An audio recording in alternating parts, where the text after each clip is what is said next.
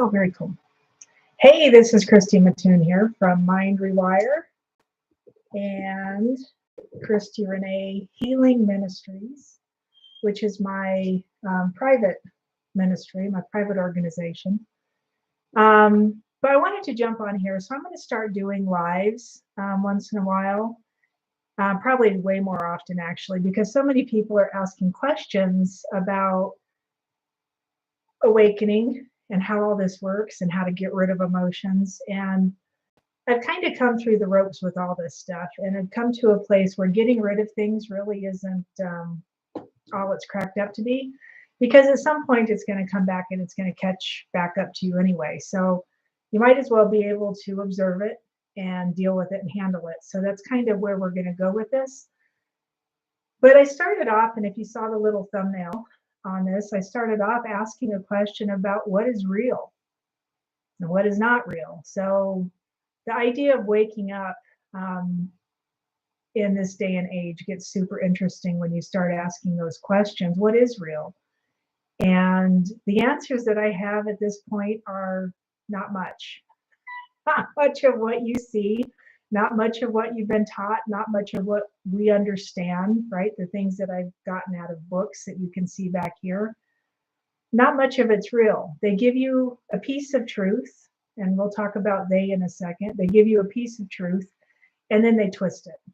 And they turn it upside down, and they spin it, and they set it back down in front of you, and you have to figure it out. You have to decipher it. You have to decide what you do think is real and how you want to live your life. And you're told all kinds of stuff from both sides of the spectrum, right? And controlling your emotions, which is one of the things we're going to talk about here, is one of those things. Do you try and take control, or do you just release control and just leave it up to the universe?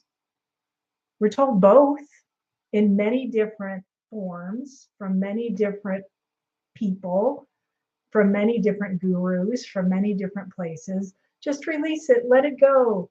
No, take hold of it, look at it, dive into it, see what you can make of it, right? See what it really is.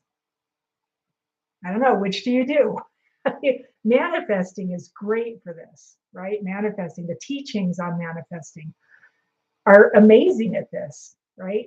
Think of what it is you desire. Don't use the word want, because want leads you to lack. Think of what it is, and I'm not making fun of any of these people, please. I have done all of this stuff. I have played with protocols. I have bought protocols. I have done tons of these things and came to the conclusion that they don't know any more than you do. In fact, we could probably learn more just from talking to each other and engaging in a heartfelt, beautiful conversation about what it is we desire, and that putting it out into the universe than sitting down and doing any of these step by step protocols. So I find that all very interesting. But it is the idea that, do you sit down and think about what you desire and then let it go, and don't come back to it, just let it go so you can't think of it again, right? Idea. I actually did. I paid for a program that was teaching this, and I was like once you've thought of it and you've put it out there, of course you're going to keep thinking that. That's like telling somebody not to think about the elephant in the room, right? So that was rough. Or do you keep coming back to it, right? I had somebody else tell me, draw a picture of it, get very super detailed, add color to it, make it as big as you possibly can, right? Make it bigger and greater. I mean, all of this stuff, and you keep adding, then think about it, keep coming back to it until it actually shows up in your material world. Now, I have had some of these things that I have tried to manifest very intentionally. I've had things show up, and I've had things not show up. It's hit and miss, right? Sometimes it works, sometimes it doesn't work. And I have never heard anybody, and I'm just going to say who's telling you the truth, have their manifestations all come in perfectly however they had thought it, planned, or designed. And then we're told that, the universe always has a different plan in mind. So who knows what you're going to get, right? And it throws me back to this idea of what is real, what isn't real. What is this place we're living in?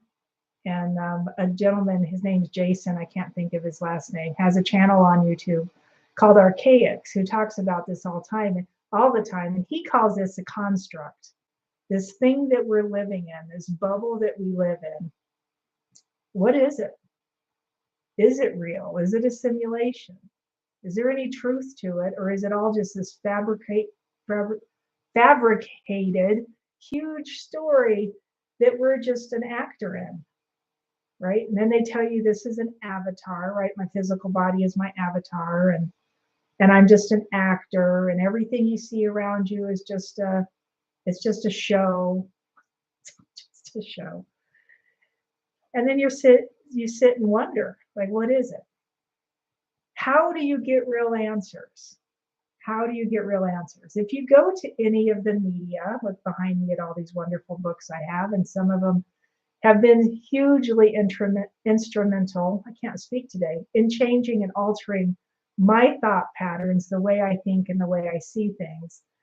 And sometimes it's literally just a matter of reading the thing and then sitting in contemplation and then getting other information that I'm like, oh, this isn't it, right? Most of these things are that. This isn't it, but here's a little bit closer to the truth. You get a little bit closer.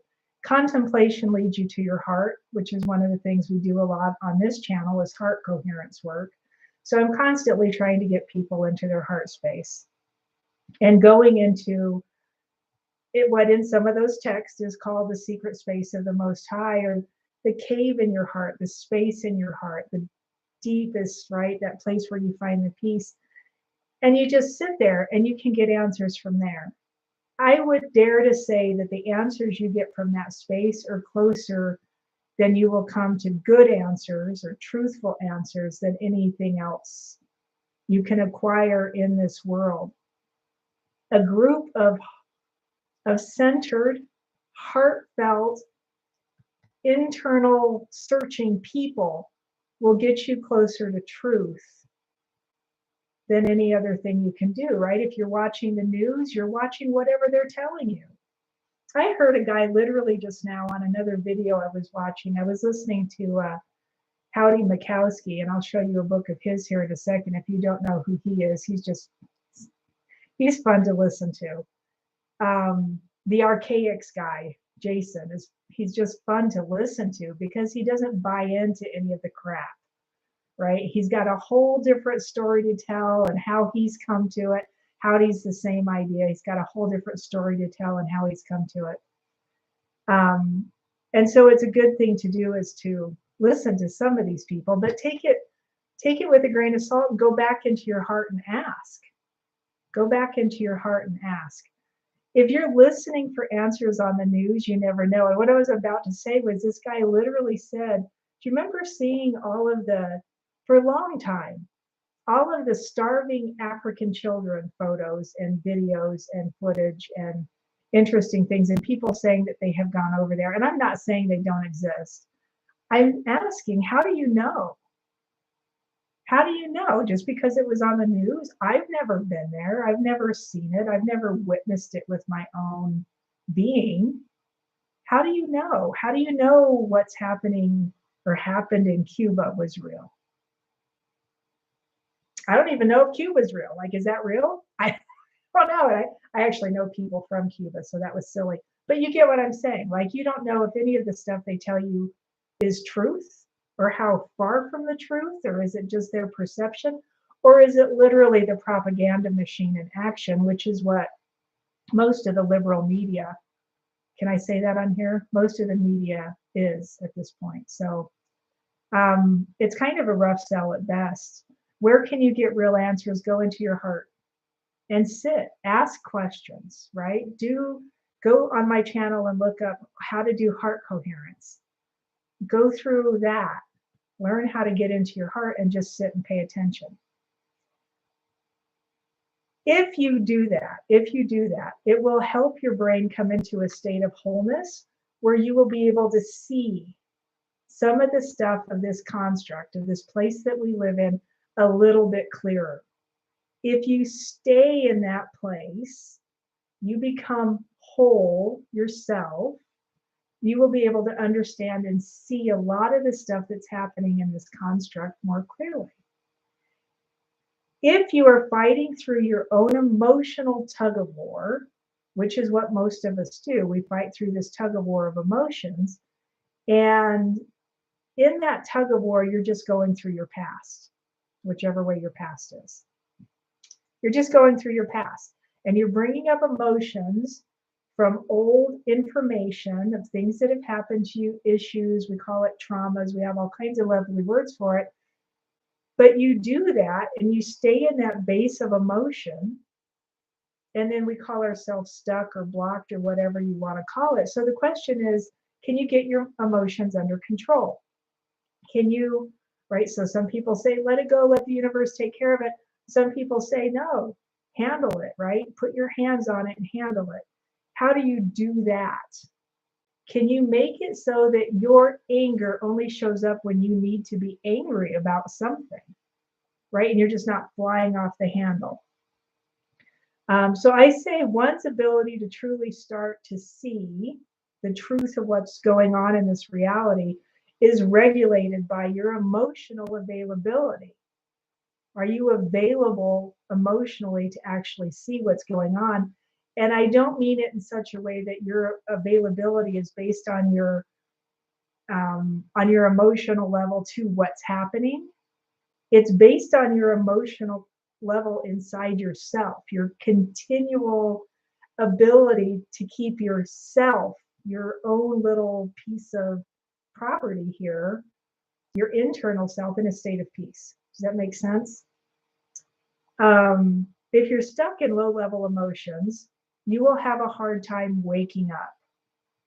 So if all of this that's going on right now is about waking up, and you hear this a lot right now, is we have to get everybody to wake up in order to take our next step as humanity, right? From a humanity point of view, more of us need to be woken up. I don't know if that's true or not necessarily. I know the more I stay in tune, the more I stay coherent, the more I stay inside my own heart space and stay in a level of peace, the things around me come into more of a state of peace. My household, the people I draw in, right? Things that I do. If it doesn't feel peaceful to me, I probably won't do it. I won't engage. I won't engage in something that I'm, if I'm walking into something and it doesn't already feel peaceful, I'm like, yeah, right? It's not for me. So to seek peace, you have to figure out how to stay neutral, which means you can't be angry. You can't have those, and you will have them. You are human. They tell us that. It will happen once in a while. Once you start learning how to regulate this, control it, you will start seeing that staying in a state of neutrality. I'm not in a high, right? Everybody wants to, I want to be in bliss all the time. Really? Be careful what you ask for. I don't know that that's the right way to go. Maybe it is. I've never achieved bliss for a prolonged period of time, but I don't think it would work in this world. You would walk around and people were, and who cares what people think, but people would think you're in that case, right? If you're in that heightened state of bliss all the time, I don't know that you could survive in this place. Neutrality seems to work here really well, a state of peace, and a state of peace is a huge range. If you are aware of the book called Power versus Force by Dr. David Hawkins, this is an older book, but you can find it pretty much anywhere still. There is a map of consciousness in here. This is a map of consciousness. And it goes from the top, which is for what they have on here is enlightenment, which is supposedly what we're all seeking is enlightenment, all the way down to shame at the bottom. And then somehow they came up with a number that relates to each one of these same things. So shame comes in at 20, while enlightenment comes in between 700 to 1,000. So it's kind of a level that they give it. If we're talking anger, so shame is down here, anger, where do they go? Is right there, and that's 120, right? If you come all the way up to love, love is 500. right? And this is this guy's assessment. You can read the book to figure out how he came up with this. I don't think this is correct. I think that all of these hold a value in energy, but this is more of a humanistic viewpoint of it, is how does the human avatar deal with emotions? And we call these low levels, see the arrow pointing down, and these are higher levels, see the arrow pointing up, right? So we have a high and a low. But if you turn this thing sideways, it's just a plane of emotion, right? Positive, negative, they're all on the same parallel. But if you view it as if it's just energy, each one of these has a different frequency and a different vibration to them, right? So the hills and valleys and the frequency, how fast it's moving is the vibration. I believe that's how that works. If you understand it like that, it will start to change your idea or your understanding of how all of this works. Don't tell me my computer's going to die. There we go. So you can't look at it like there's high level and there's low level emotions. There's just a parallel, there's a plane, and we assign all of these words to these emotions across this plane, and then somebody assigned numbers to it and other words to it, and then we assign it to our life and try to hold on to it like it's the only way there is to be. So if I'm stuck in anger, I'm stuck in a low level emotion. No, you are overemphasizing in this parallel of frequencies and vibrations, this one frequency and vibration that somebody labeled anger. And it's kind of taken over your life. It's taken over your physical being. Does that make sense? I think I'm having issues with my internet all of a sudden. So in that understanding that it's not high or low, it's not up or down, anger is not lower than love. And this is going to sound strange to some of you. It's on a parallel, and you're overemphasizing anger, which is heightening it in your experience. Did that make sense? So you're heightening the level of experience to the emotion, the vibration, the frequency that we call anger. But you have to have all of these frequencies across this plane of existence, but you want them balanced. They need to be balanced. Does that make sense? So people are always asking me, how do we take out anger? How do we take out suffering? How do we get that out of my system? You don't want it out of your system. You need that in your system. Remember, if we're looking at this guy's chart, this is the book I'm in, Power versus Force, and we're looking at the chart, it's up and down, turn it sideways. It goes this way. It's a parallel of what we consider positive and negative, which is basically a battery, right? And you have to have both to keep the thing running. You have to have both to keep the battery powered, right? So over-heightening an emotion like anger, fear, sadness, rejection, loss, guilt, right? It increases your availability to look at it, increases the emotion itself. So if I sit there pondering my anger, I'm going to get more anger. If I sit there pondering my sorrow, if I sit there pondering my self-pity, my self-worth, whatever it is, right? Think of whatever emotion you think you're stuck in. If you want to balance it, think about the feeling. So this is where the whole brain posture comes in. If you want to balance it, think about the feeling of the emotion. So let's use anger because that's the one that keeps coming up that people keep messaging me and texting me about, emailing me. What does anger feel like? Sit with your arms open, your legs open. If we're using a whole brain posture, you want to start with an open state. Think about the feeling of anger, but don't fall into it. So you find the feeling of anger. I'm having trouble finding it. I've done a lot of work on anger. And I feel it. You might feel it somewhere in your body. You might get a mental image of an issue that you're in that causes your anger. You might get an image of a person, an issue, a situation, whatever the thing is. Don't fall into it, but notice that, look at it.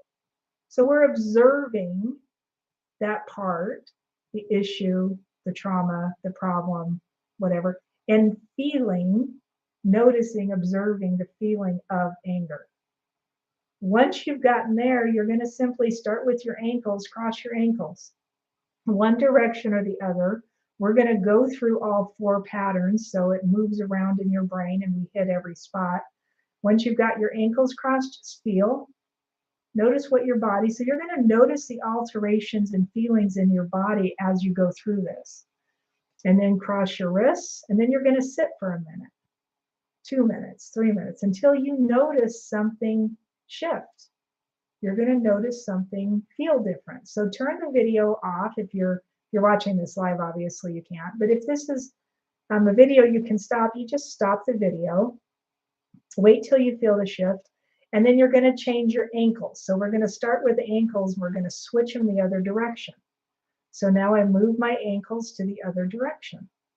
And I just simply sit and I'm just noticing.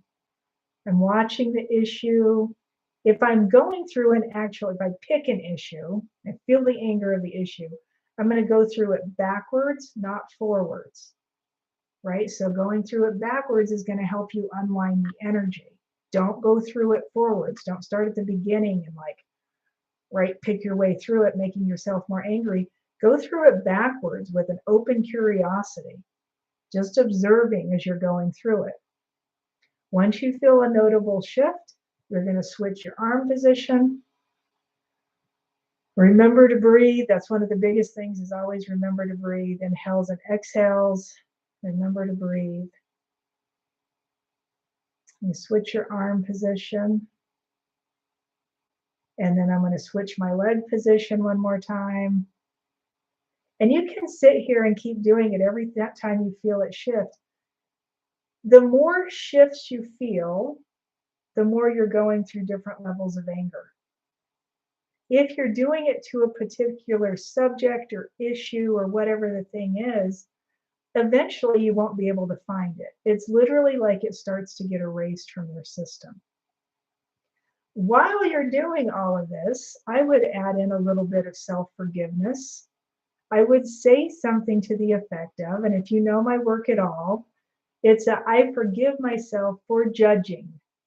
You're forgiving yourself of the judgment, either of something you judged about yourself in this anger issue, or something that you put judgment on somebody else in this anger issue. I forgive myself for judging myself, for calling myself angry. I mean, I don't know, whatever it is, right? Find it wherever you're at. Forgive yourself of that judgment, because without the judgment, there would be nothing going on. Do you understand that concept? If you do, it makes all of this easier. The only reason you ever have an issue is because you judge something. And we were taught that. So forgive yourself of all your judgments.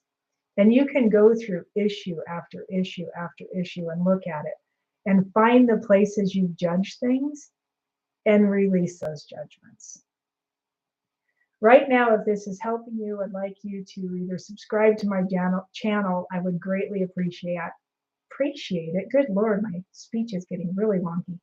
Or simply like this video, maybe make a comment. Let me know what you're thinking, if this is helping you. And then continue in this work, right? So once I feel like I've gotten shifts and I'm not feeling anything else towards anger, if I'm doing anger, if I'm not having the thoughts I was having before, I simply undo all of it and inhale. And exhale. And then notice what you feel like. So this new level of feeling is what you want to engage in. You want to walk this new feeling out. Go out into a different space, maybe walk around your room, get a drink of water, smell some peppermint oil. I don't know, whatever your thing is, do something to help lock this into your system. And then hold on to the feeling. Keep feeling it. Try and do something. Read a book. Go walk out into your garden. Go ground yourself while you're feeling this. Because what your brain is doing is taking apart old information and putting new information in its place. And so that's where you're at with this right now. Somebody asked, and has asked actually repeatedly, I've been getting this question, is do you have to, if you work on anger and you do something like this, do you have to keep redoing it? As long as you keep feeling anger to whatever it is. If it's to past issues, past traumas, past subjects, whatever, that keep coming up and keep coming up, do this again. Do it when it's active, right? So if I get angry at something and I become aware, so it's a process of awareness. If I become aware that I'm angry, I will stop and put myself in a whole brain state. Or what I typically do now is just get heart coherent. I go straight into my heart with that anger, and I will either ask my spirit, what is this? Why am I feeling this? What can I do with it? How do I handle it? Help me process this. Take it straight into my heart and let spirit handle it. Because Christy, the being, the one who is the avatar in this space, in this life, clearly doesn't do this well. Internal self, the I am self, handles it super well. And brings Christy back into a state of peace. I have tried to quit using the words I when I'm trying to describe something about Christy. And it sounds odd, and they tell us we're talking about ourselves in third person. If you use your name to say I, it doesn't sound normal because that's not what we were taught to do. But there is a definite separation between the form Christy and the I am self that inhabits this being. And if you come to recognize that, all of this gets easier. All of this gets way, way, way easier. Was that helpful? Like, share, and subscribe. I'm going to be doing these lives every day for a while just to help move the dial for some of the people who watch this. We're just going to be doing heart coherence work. We'll use whole brain postures intermittently through things that we do. I am doing a class. I'm about to start a class on how to get out of your body because somebody asked me to. And it is something I do. I've done it for a long time. But they asked me to teach how I do it and how I see it and what it takes to get there. So I'll be starting that class on Sunday, this Sunday actually. So super short notice. This person asked and I was like, dive on in. Here we go. Sunday, whatever, this Sunday. Today's the 6th, so it would be like the 9th or 10th, I think. So if you're interested in that, I'll be the 9th. I will be putting up a video shortly on here describing that and giving you access to a place that you can do that. It's $25 a session. It's going to be 6 sessions, so six weeks long. You can pay one at a time, or you can pay the whole thing up front, however you want to do it.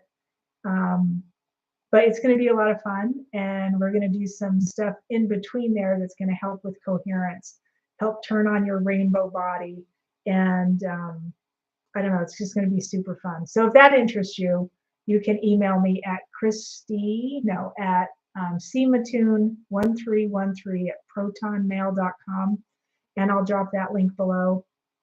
And if you want a private session, I still do those. And my Calendly link will be below if you want to jump on a private session with me. And we'll work on whatever you want to. If you can shoot me an email before the session, that way it gives me a chance to kind of prepare and go internal with it and ask spirit questions about it so I can help you more rapidly, more fundamentally. To learn how to do this is your best option. And that's free on my channel. Go look up heart coherence, how to be heart coherent, or no, it's beyond heart coherence is the video. Beyond heart coherence. If you want to learn how to use a whole brain state and a whole brain posture, there's videos on that too. There's a playlist for each one of those, and they are totally free on this channel. I want to bless you. I want to thank you for being here. And like, share, and subscribe. Thanks again.